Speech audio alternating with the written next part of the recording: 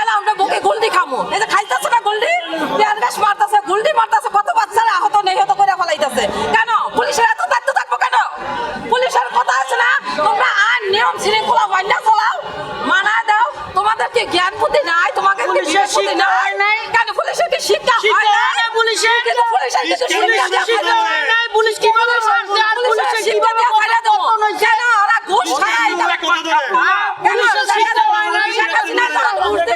Police যে মানুষ মারছে, শেখ হাসিনা যখন ঘুষ দিছে তখন পুলিশে সব মারছে। আবার সন্ত্রাসীরা ঘুষ দিয়া, এই 9টা লোকে ঘুষ দিয়া আমাদেরকে আবার মারতেছে, আবার আমাদেরকে জুলাই আন্দোলনের মতন আবার বানাইতেছে না। কেন এখন আমাদের কি করতে পারবো? সরকারের বলতে পারবো কি করবে করুক। আর আমাদের বাচ্চাটিরা হাতের খুনি ধরতে পারে না, কিন্তু আমাদের বাচ্চাটিরা ধরে নিয়ে গেছি নিরপেক্ষ বাচ্চাটি। কেন আন্দোলন তো করতে হয়েছে আমরা ফেডের দায়ে, জনগণের মানবো না, এই দেশে জনগণ মানবো না। এখন ইচ্ছা মতো নাকি আমরা আইন তৈরি করবো। ডক্টর ইন্নুসে আমাদের আগের যে সিস্টেম আছে এই সিস্টেমে আমাদের চালায় দেবো। আমরা ব্যবসা করতে থাকবো। আমরা তো নিজের টাকাটা ব্যবসা করি, আমরা তো ইন্নুসের টাকাটা ব্যবসা করি না, আমরা তো সরকারের টাকাটা ব্যবসা করি না।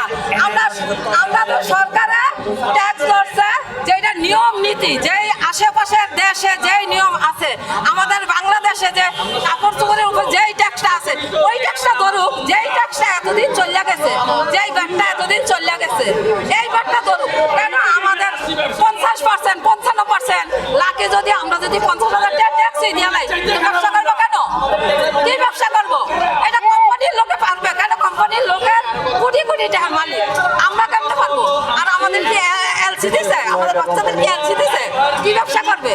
আরে হাজার হাজার মোবাইল দোকানে, কোটি টাকার মোবাইল এক একজনের দোকানে, এই মোবাইল তো সব বন্ধ হয়ে গেছে, সব বন্ধ হয়ে গেছে। এটা কি করবো? এটা আমরা কি করবো? এখন আপনারা মিডিয়ারা বলেন, এটি যত সরকারের বলেন যে সরকার এটা কি করতে চায়, নাইলে আমরা সব যাবো সরকারের কাছে।